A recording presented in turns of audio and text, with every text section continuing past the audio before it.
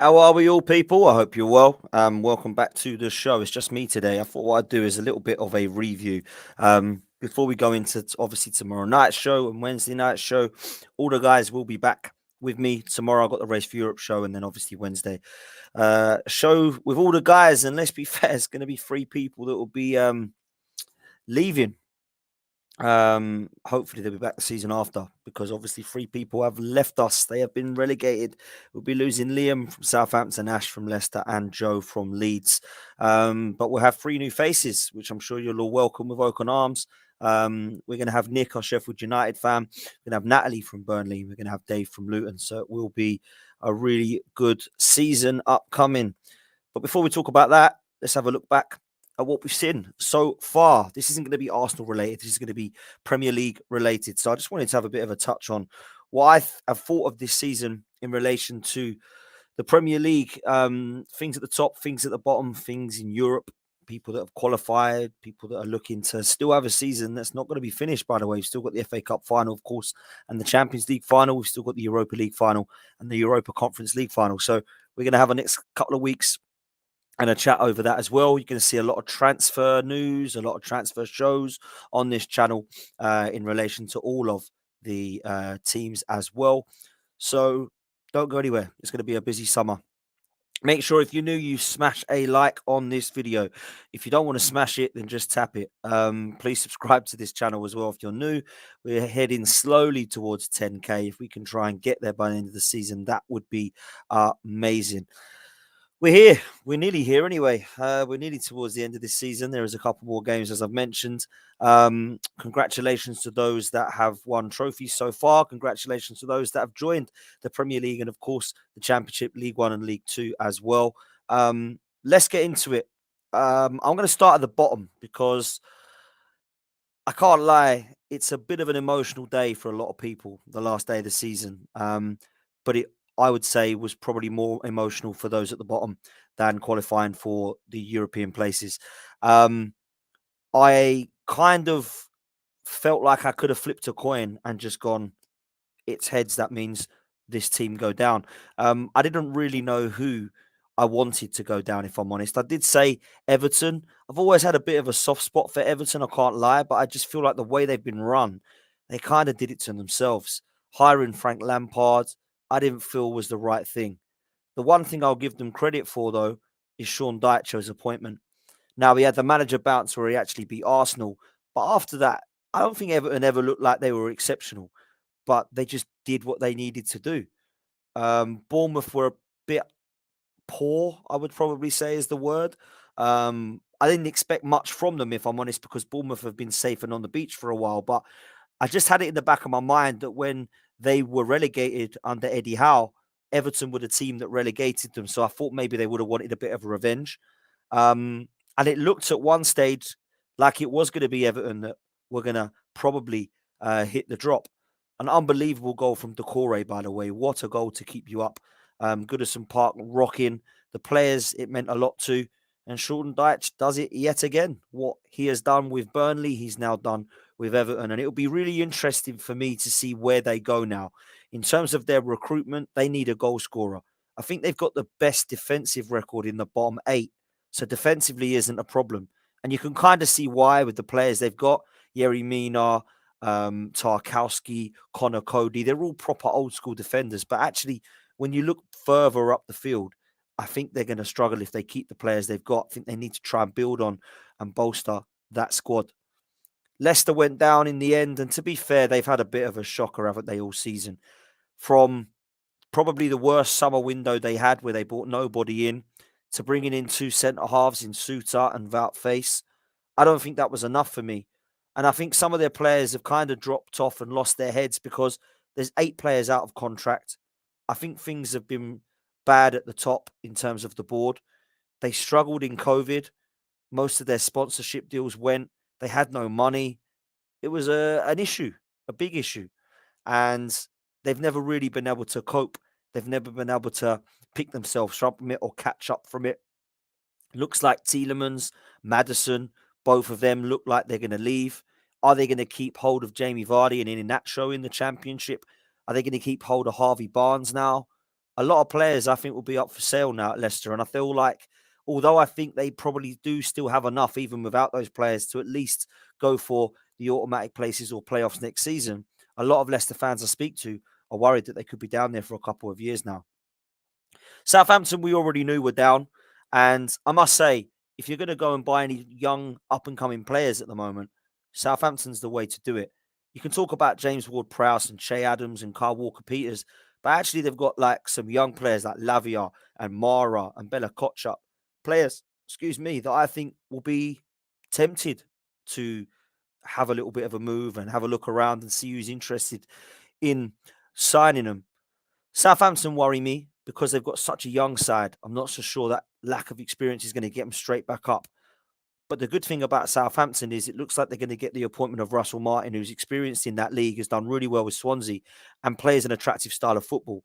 I've spoken to Liam on this channel about it and he's really happy and thinks that that's probably good news for Southampton. So watch this space. And then, of course, Leeds. I love Joe. I wanted Leeds to stay up. They were the one team I would have wanted to stay up because I feel like the Premier League is good with Leeds in the league. But I have to say, at board level and the way it's been run has been shambolic. And I think when you look at it this season, they've deserved to go down. They've been hammered defensively. None of their defenders look any good. Max Vober's come in and everyone says that he's probably the best. But let's be real, he's the best of a bad bunch, if we're being brutal. Robin Koch and Patrick Strauch and all these guys that have tried, Liam Cooper, none of them have really looked good enough for me. And you can say the same about the fullbacks. Ayling tries hard, gives 110%, but is he Premier League ready? Some may say no. Firpo has got to be one of the worst fullbacks I've seen. So I'm looking at that back line and the decisions Leeds have made in terms of recruitment with all of the American players they bought along with Jesse March to bring in Javi Grazia. They should have brought in Sam Allardyce then. Sam Allardyce, he would have had Bournemouth, Palace, Fulham, I think Leicester, games against them teams where he could have actually tried to take some points. And I believed he probably would have taken some points. Leeds have not deserved it, and the ownership's been poor.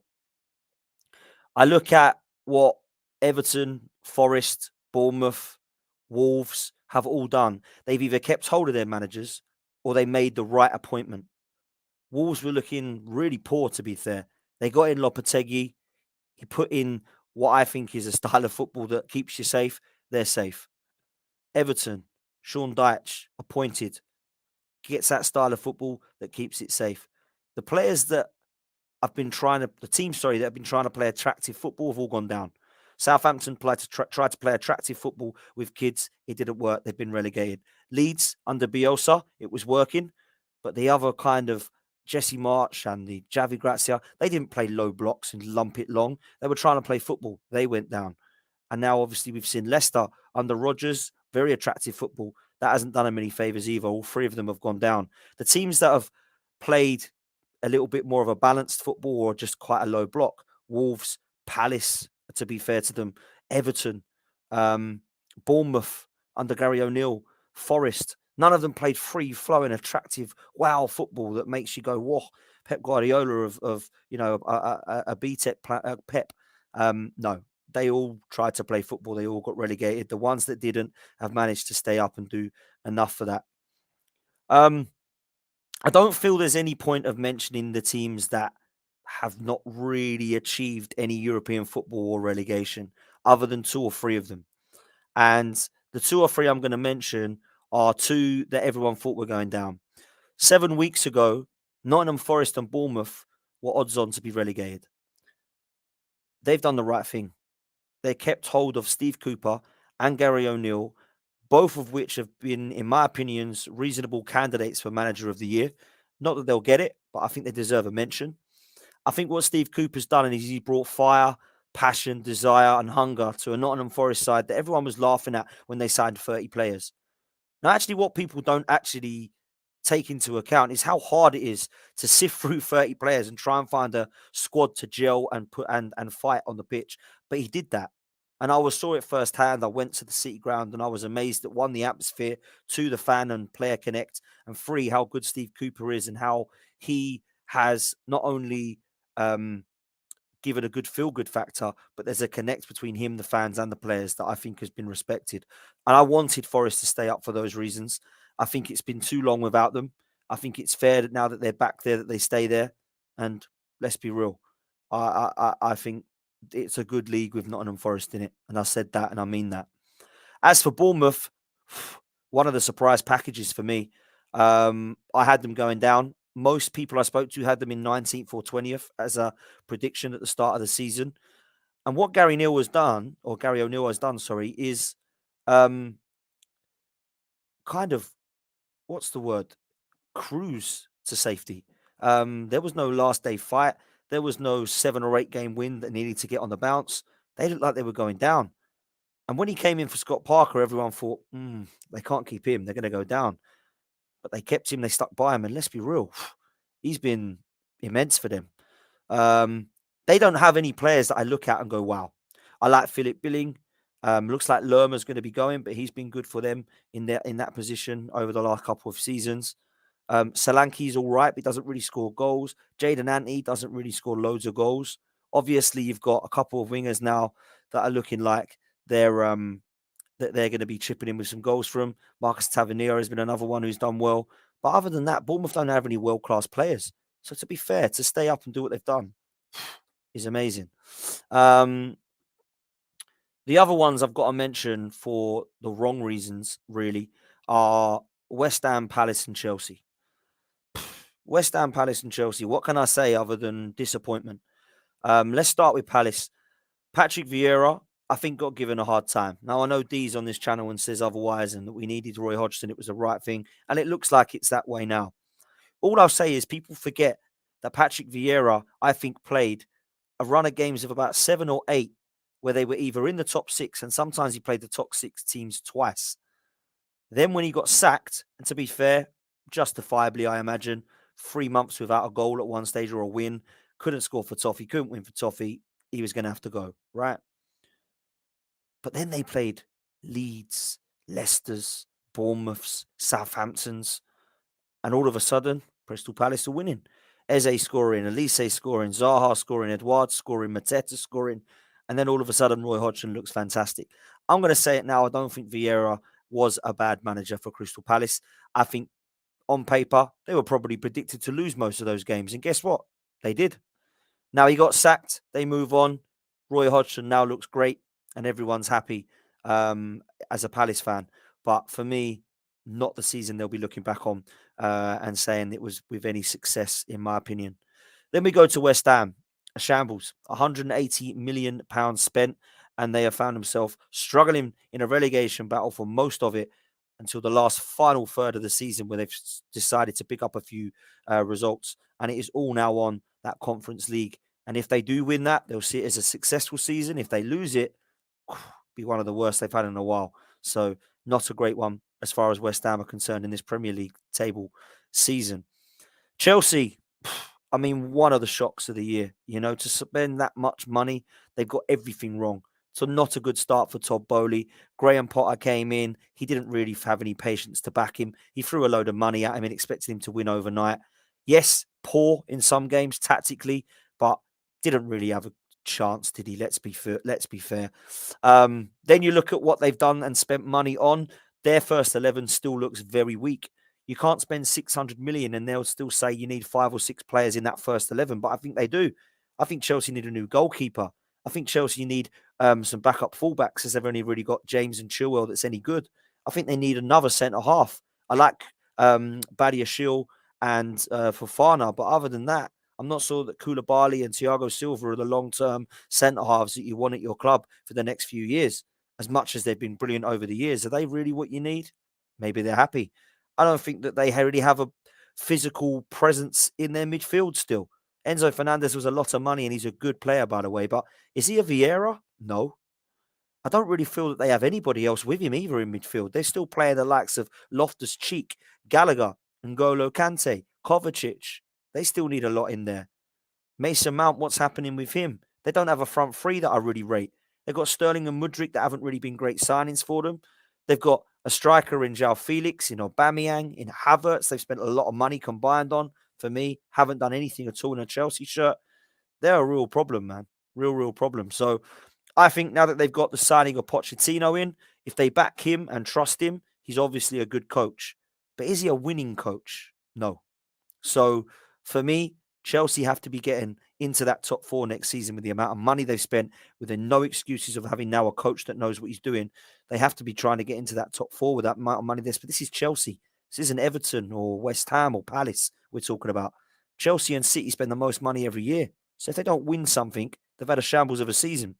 So Chelsea have to get back into it, man. And I feel that they will in time, but I'm not so sure it will take one window and one season, and maybe it'll take a bit longer. Now let's talk about some surprise packages, because for me, the surprise package this season has been Fulham. A lot of people I spoke to had them going down this season. But I always felt they had a chance of at least staying up because of Mitrovic. And he's proven not just to keep them up, but actually to take them to the top half of the table. His goals have been unbelievable. But I also think that with the recruitment of Fulham, that's really been good. Paulinho, what a signing that's been. Really good. Mana Solomon, he's come into the mix now and scored a few goals that have been important for Fulham. Willian, can you believe it? When they signed him, everybody laughed, said how bad he was at Arsenal. He's been brilliant for them. Leno, been brilliant in goal for them. Absolutely superb. They've got some really good players, Fulham. And actually, Marco Silva has gone under the radar a bit. I think sometimes when Fulham had overachieved and were pushing towards that top six, once they kind of to drop off and it was like we're on the beach now, we know we can't really go anywhere. We're 10th, 11th. Everyone's forgotten about them. But actually, should Fulham have been in the top half? I don't think so. The other team that surprised me have been Brentford. I know Ivan Toney's gone through a lot off the pitch, so I don't really want to go much into that. But wow, his goals have been unbelievable. You know, to hit nearly 20 goals in the Premier League is brilliant for any centre forward, but that's really taken Brentford on. And I think what we need to do is look at what Thomas Frank has done there. He's basically proved everybody wrong. Do you know why? Not because he's done well with Brentford, because he's actually proved people wrong to say that they were going to have a second season syndrome and be in a relegation fight.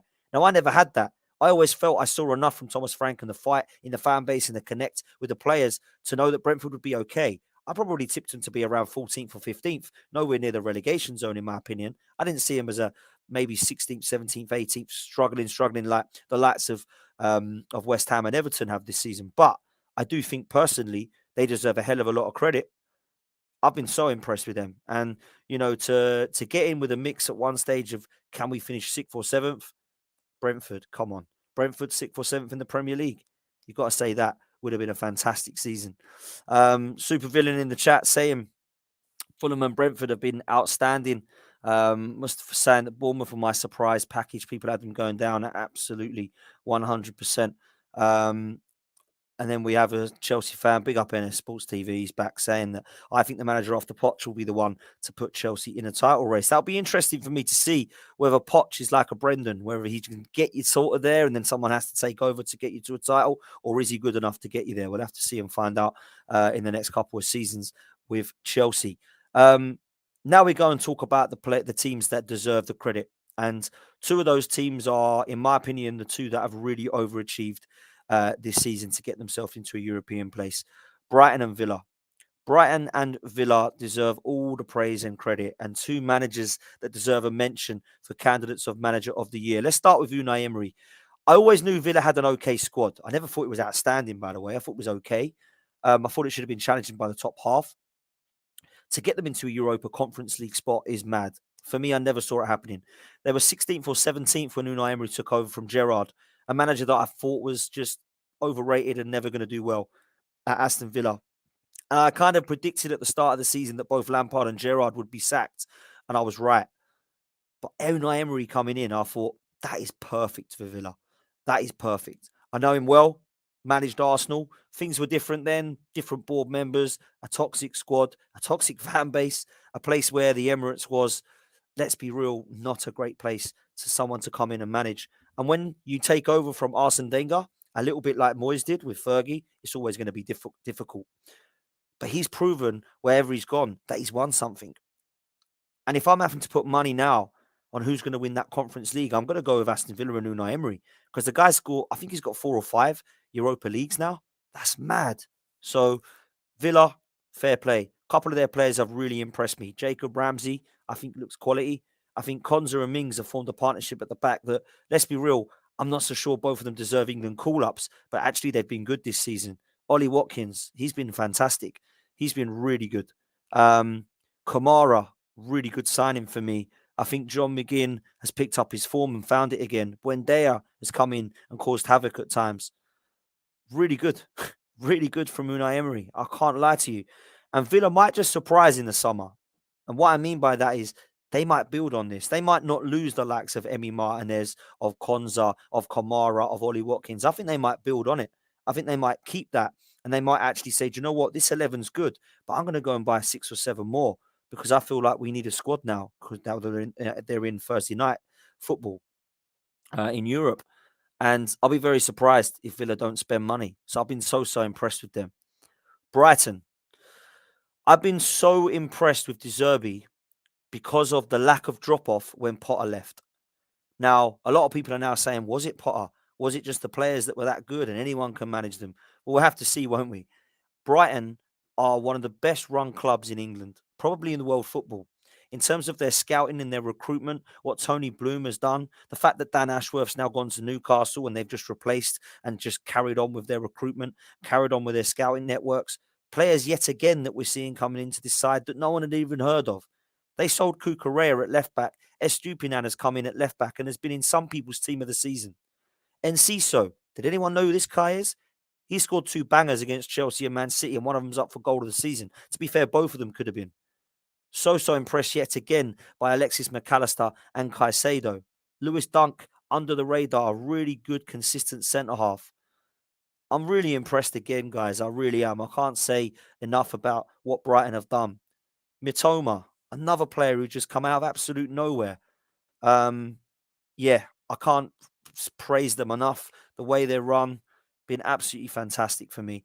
And they deserve all the plaudits they get. And I hope they do well in Europe. I really do. I hope that we get Caicedo. It looks as if De Zerbi's come out and said that both Caicedo and McAllister are off. If I had to put a bet on, I'd say that McAllister's going to Liverpool and Caicedo, I hope, is coming to Arsenal. But we're going to have to see what happens with that one. Then we come to Tottenham. Along with Chelsea, shocking, right? Absolutely shocking. I am so happy that the Arsenal fan base can at least smile after being disappointed of dropping the title because of them. They are a shambles, right?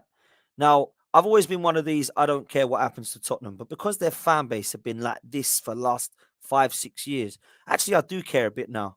I do care a bit. Now, it ain't all Tottenham fans, right? Some of the Tottenham fans are really calm. A lot of them that are on this channel, Sava, Tobes, Henry, Fuad, they've all been quality, right? With me, they've never started giving it. Sometimes you get the banter, yeah? Sometimes I get that. But wow, some of them on social media are unbearable. Laughing at Arsenal? Have you ever looked in the mirror? You've got no manager. Actually, you have. He's called Ryan Mason. You've got him back, right? In that time, you have hired Nuno, Jose, Conte, got rid of Poch. You've got a circus up top. You've got a Levy who cares nothing but making it into a tourist attraction. You've got go-karts and Formula One tracks underneath your stadium. You're trying to get AJ and Fury to fight there. You're looking at the next Beyonce gig. What is this place? Is this a football club? What is going on? Honestly, they are bad for Tottenham Hotspur. Now, I hope they stay forever because it's hilarious as far as Arsenal are concerned. But if I'm a Tottenham fan, I'm not going to games. I'm protesting every time until I can get those people out because they're toxic for them, man. Now, don't get me wrong, they've done some good things in the past, but where's the ambition to try and win? It's so bizarre. It really is. Harry Kane, fair play. 30 goals this season. He's been outstanding in a team that, let's face it, has been shocking. Shocking. So for me, goes in the summer. I think he's going to go Man United. If he does stay, I mean, wow, really? If you stay, I knew you had a loser's mentality, but it's just a poor mentality as far as I'm concerned. Tottenham without Kane, let me know in the chat. Where? 12th? 11th? Top half? Bottom half? Relegation? Who knows? Who actually knows? Tottenham have got about 4 players that are right, honestly, in their squad. Harry Kane's one of them. Without him, they've got 3 or 4. Son, who's been poor this season. Kulusevski, who's fell off a cliff. Bentancur, who's been injured, to be fair to him. And Romero, who's a rash defender. But let's be fair, he's probably the best of a bad bunch. And the jury's out with me about where he's going. He needs a calm head next to him. If he ain't going to get one, he's going to continue to be a rash defender.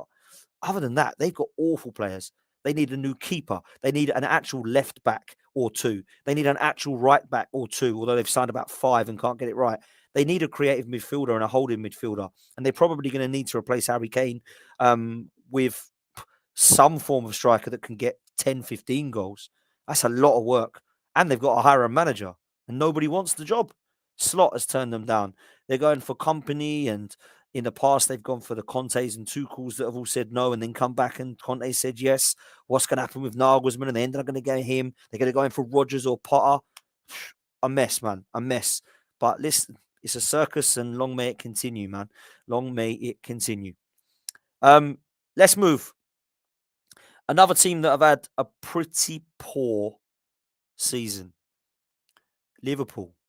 I had Liverpool coming second in my prediction this season. I definitely didn't have them dropping out of the top 4 race, and that's what they did. Now, it looked at one stage like they were going to try to creep back into it if Newcastle or United faltered, but in the end, it didn't matter because neither of them did. Now, with Liverpool, I kind of have an opinion on this. They have had 14 or 15 players for 5 years that have played every single minute of football in all 4 competitions. I'm looking at Klopp and the board and asking why they didn't look to try to bolster that squad in the right areas. Because it seemed to me that when they're going for Darwin, Nunez and Cody Gakpo, when they've already got a front 4 or 5 that's good enough, where was the midfield and why was it neglected? Where's the partner for Van Dijk or the replacement for Van Dijk if he drops off? I didn't see any of that for me. And having said that, I only see them to be, 4 or 5 players away from potentially coming back and fighting again. Salah's proven he's still got goals in him. Diaz is now back, and I think he's a top quality player. Gakpo, Nunez, and Jota can all score goals. They've definitely got a defence that in the last few years has been solid. They just need to look at what they can do in that centre-back position to make it maybe a partner next to Kouyate and drop Van Dijk to a squad player.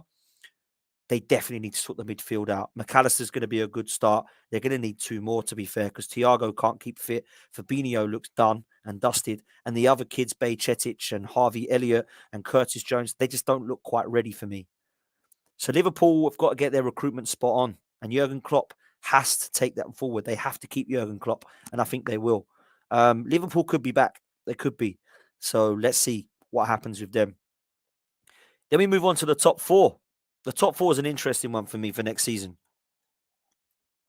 The top 4 is going to be really interesting in terms of recruitment. And I'll tell you why. Let's start with Manchester United and Newcastle. Newcastle have to be probably the biggest overachievers for me this season. And I'll tell you why. People think Newcastle have got loads of money, so now they just need to be in the Champions League. Newcastle, for me, were never a Champions League side this season. I had them potentially 7th or 8th as a prediction at the start of the season. Eddie Howe's been sensational. He's my manager of the year. Pep will get it. We get why. Eddie Howe, unreal. What he's done has been amazing. Loved him at Bournemouth. Thought he was definitely a manager that should have been in consideration for some of the other positions that were available at the time. And when Newcastle got him, I thought, yeah, that's a great signing. That's a great, great signing. And I think what I've respected more than anything is that Newcastle have achieved what they've achieved this season without going and spending 700 million, which, let's be fair, they've got. I've been so impressed by 2 or 3 of their individuals that have lifted their performances because of Eddie Howe. Joe Linton being one of them. Miggy Almiron being another one. Dan Burn being another. I've looked at some of the individual performances of Joe Willock and I'm thinking, I'm so pleased for that kid. Great to see.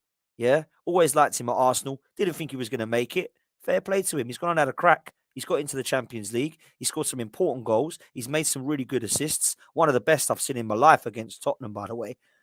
So for me, Newcastle deserve a lot of credit. But they've got their recruitment spot on. Nick Pope, what a signing. £10 million. One of the best goalkeepers this season. Sven Botman, what a centre-half he is, by the way. Not only has he been superb, he's formed a partnership with Cher that really has taken them forward. Those 2 have been outstanding. We've mentioned Dan Burn already. Kieran Trippier, unreal. Really good. For me, other than Ben White, the best right back in the league this season. In terms of going forward, you won't get a better one at the moment. Crossing, unbelievable. Bruno Guimaraes, what a player this guy is. Him and Joe Linton, wow. I mean, they had another one in there in the summer to replace Longstaff or Willock. They're looking superb in the middle there for a long time. And then, of course, we've mentioned already the strike force. Callum Wilson, so underrated, by the way. So underrated. Scores lots of goals. And what a signing Alexander Isak has been. I've been so impressed by him. I loved him. And I spoke to Pete on this show about how good he is. And I think he's been absolutely amazing. Like, I look at him and I just see fire. I just see pace, power, knows where the goal is, can create. The goal against Everton where he takes it down the left and just keeps going along the goal line pretty much. And then slots it home to Jacob Murphy. Another player who, to be fair, in the last third of the season has come into the mix. And I think if Newcastle, yet again, sell the right players, look at the players like Lascelles and the Richies and the Frasers and guys that they just got to get rid of, basically. Maybe some Maximan, I would probably look to get rid of if they can get some money for him. And they bring in the right player structure for that, Newcastle could have a very good season. I don't think they'll title challenge. I don't think the fans would expect them to title challenge.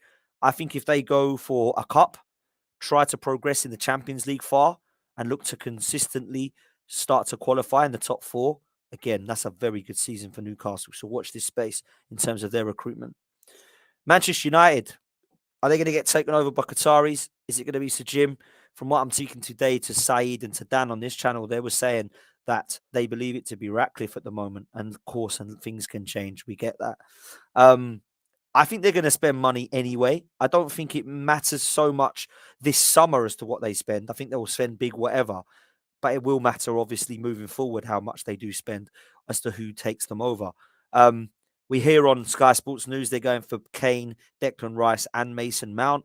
3 players that, let's be fair, would take them and put them into a title race, in my opinion. Neymar being mentioned, they get those 4. They're in a title race. Like, they are in a title race. Yeah, they might not have unbelievable squad depth, but trust me, De Gea's got the golden glove. I think probably need to replace him, but he's not a shambolic goalkeeper. He has clangers, but as most goalkeepers do. They've got a back 4 that actually is a partnership now in Varane and Lisandro Martinez. Luke Shaw's been a great left back this season. They've got Dalot and Wan-Bissaka who have both improved. Having Rice and Caicedo and Mount and Bruno and Ericsson in your midfield, that's good depth. With Casemiro and Rice, that's a bloody good centre midfield partnership. Having Sancho and Neymar and Rashford, and then up top Harry Kane, they're going to be looking at it. They're going to be looking at that, like real talk. Lucas, big up in the super chat. He says, not going to lie, if the Qatari take over United, it's peak for you. Yeah, listen, I think it's peak for a lot of people. And when we're looking at the oil money that's coming in, and the Chelsea and Cities and the Qatari takeover of United, Newcastle being taken over, it's kind of the way forward if you want to keep up now. Liverpool, Arsenal, Chelsea, Spurs, all these guys, they're going to be looking at how do we get up. Now, Chelsea have got the money. Have Arsenal, have Liverpool, have Spurs. Let's see. Let's see what happens, man. Manchester United, I still feel need a lot of players. I do. I think Manchester United, with those 4 or 5 signings I've just mentioned, would be serious. But if they're not going to go and sign those names, and it is going to be a drop down from that, then they've got the manager. They've won a trophy this season. They could win another. They've got themselves into Champions League. They could go for a title race next season if they get the recruitment correct. That's what they're going to be looking for. That's what they're going to be building. They should always expect to be in a title race. Yeah, it's Manchester United. They've got to be. Biggest club in England, along with Liverpool. They should always be expecting to win stuff, man. It's just the way it is. Let's get to it then. Let's talk about us. Let's talk about the Arsenal. I said yesterday on AFTV that I feel that we all know what we need to see happening within the next steps of this football club's stature. I feel that we need to go and spend big. I think Stan Kroenke and Josh Kroenke need to start backing what is needed at the football club right now. And when they see us just miss out on a title, surely they know that we ain't miles and miles off anymore. But what we do need is 5 or 6 signings at the bare minimum, not 2 or 3. Because 2 or 3 can take you a little bit further, potentially, depending on who they are. But those 5 or 6 are what we need to compete with Manchester City. And also to fend off the teams that are going to be spending and recruiting around us to catch up with us. Because there's no guarantee that nobody will leapfrog Arsenal next season. It really will be special if we can get this correct and have that transfer window shut. I'll feel like this is a special team then if we get the right players in. Now, a lot of people are saying you can't afford to go and get 5 or 6 at the top level. I'm sorry, we can and we have to. Like, we'll get Rice and then we'll just get a couple of Brazilians that are 20. I don't mind spending money on wonder kids, but we actually do need to go with 5 or 6 players that are Premier League proven and ready now, as well as those. So that's what I think. If you're asking me, people all the time say who we're going to get. I think Chaitanya was in here earlier. Here he is. Big up Chaitanya with a super chat saying your expectations for next season, including signings. We're going to need to play a sale first. Arsenal are going to need to sell some players. Arsenal are going to get rid of the following people: Pepe, Maitland-Niles, Pablo Marie, Cedric, Tavares, Lokonga, and they're probably going to get rid of Balogun, Granit Xhaka, and they might even get rid of Kieran Tierney and possibly Patino or Smith Rowe. So we're talking about 10, 11, maybe even 12 players there. And that's just off the top of my head. So once those players go, you're not going to get 400 million for those guys, but you can probably hope to get between 100 to 150 million because Chaka's not going to go for 5 million. Tierney's not going to go for 5 million. Pepe's not going to go for 2 million. Some of them ain't worth 20, 30, 40s, but some of them are, right? So you're probably looking at 100 to 120 million. Now, Granit Xhaka, I'm being told, wants to go to Bayern Leverkusen. They've got a player we want, Moussa Diaby. He's going to come in and do what is needed to compete with Bukayo Saka. So give 40 million to Bayern Leverkusen and Granit Xhaka, and then you've got the 70 million value for Diaby. Then you've still got 100 million to spend on your player sales. That 100 million goes towards Declan Rice. Yeah? So far, we haven't actually asked Kroenke for any money. So we've got Declan Rice and Moussa Diaby already. Then you spend the 200 to 250 million that apparently is available now that we're back in the Champions League, etc. And you buy Moises Caicedo. You go and buy James Maddison, who's better than Vieira. You go and buy Mark Guehi. Yeah? You go to buy a centre forward that you think is a different profile, whether it be Vlahovic, whether it be Mitrovic, whether it be Tammy Abraham, whoever it be. You go and get that done. So for me, that's what we should be doing. And people will say that's like playing FIFA, or what do these youngsters say now? He thinks he's playing Football Manager. I always get that. He thinks he's playing Football Manager. No, I don't. I think I'm trying to win a league. I'm trying to win a Champions League. That's what we should be doing. Because if people don't think that that's what we need to win these competitions, I'm sorry, you're not watching with you. You're not using your eyes. Like, we honestly need that many players in this side. Because at the moment, Rob Holding's coming on. That shouldn't be happening. If Rob Holding turns into Mark Guehi coming on, that's better. If Moussa Diaby comes on, instead of Reece Nelson, that's better. If James Maddison's coming on instead of Vieira, that's better. If we've got a centre forward like Vlahovic coming on instead of Eddie, that's much better. That's what we need, man. And Caicedo and Rice in that midfield, when Partey and Xhaka are no longer there in the next few years, they're going to be the ones that take us forward. That gives us strength in depth. This is what we need, guys. Like 100%, we need this. If we go and sign Caicedo, Tielemans, and a couple of Brazilians that Edu's picked up that are going to be the next Martinelli in a few years, we ain't going for a title. We ain't going for a title. I'll tell you that now, because it ain't enough. So that's what we need. I just want to put something from the chat and clear something up. That was not me who plays for Luton.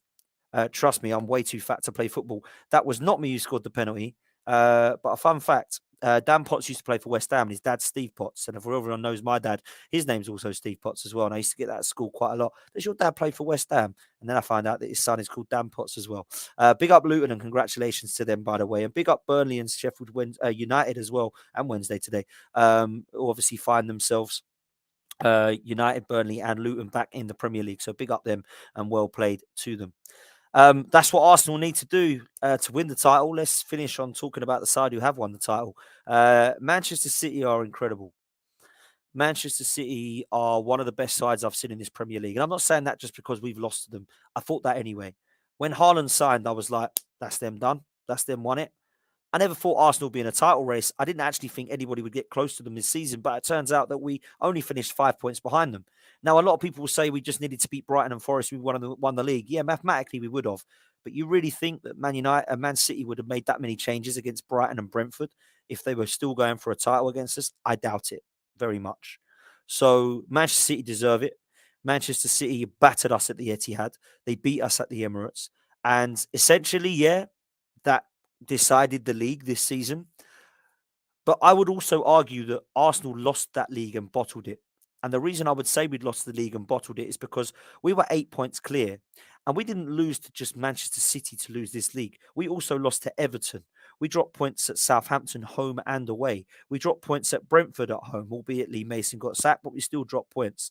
We dropped points to Old Trafford. We lost to Manchester City twice. We couldn't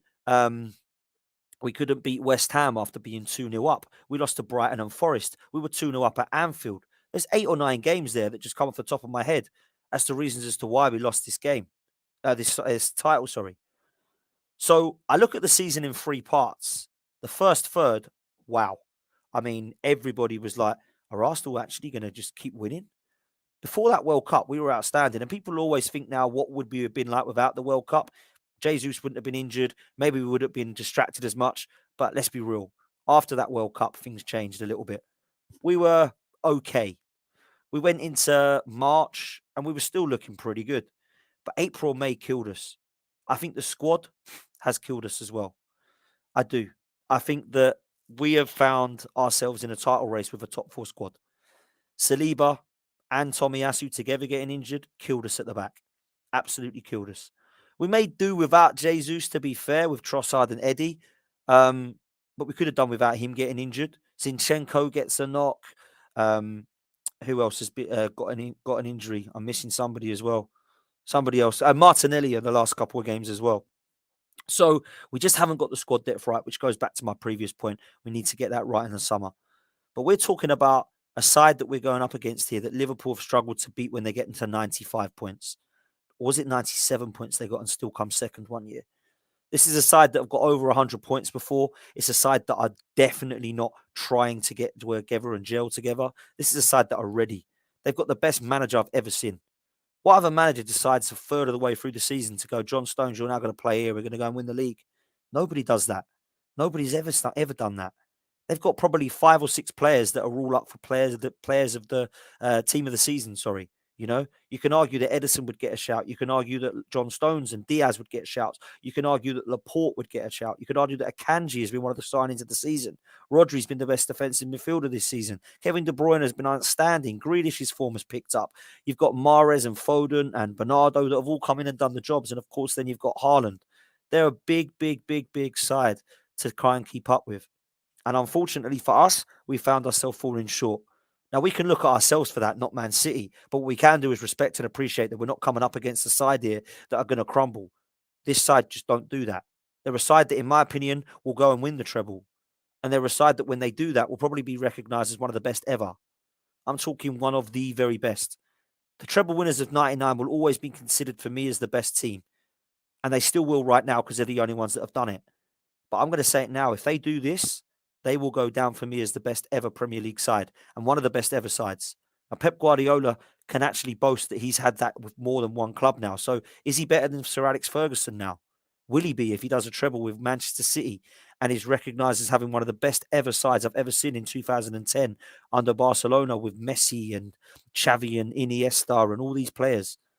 This manager is incredible. And I think a lot of teams and fans of players are all thinking, when's he going to go? Because at the moment, we ain't competing with him. And I still feel next season that we will look to that and go, is anyone beating them? I don't know anybody that is looking at football the way that we do and having anybody at Man City winning the league next season. And we don't even know who's signed for anyone yet. I'm still going for City next season because they never let you down. So, yeah, we struggled to keep up with them. We fell off. We threw it away. We bottled it. Whatever you want to call it. But Manchester City are no mugs. And it just proves that you have to be pretty much perfect to win this league, to hit to the 95, 96, 97 points, and you might not even win the league. Come on. Unbelievable. Um, so I think next season everyone's got to be looking at them and going, yeah, they're the ones to try and beat. We're going to wrap it up there, guys. Thank you so much for your support as always this season. We'll be back tomorrow night for the Race for Europe show. Make sure you join us tomorrow evening, 9 p.m. Wednesday, likewise, 9 p.m. with all the guys, some of the guys' last shows. We're going to be doing team of the season. We're going to be talking about all of this preview and review of what's happened and what is going to be happening. Managers, players, teams of the season, people's opinions. As ever for all of these guys. So that's what we are going to be discussing.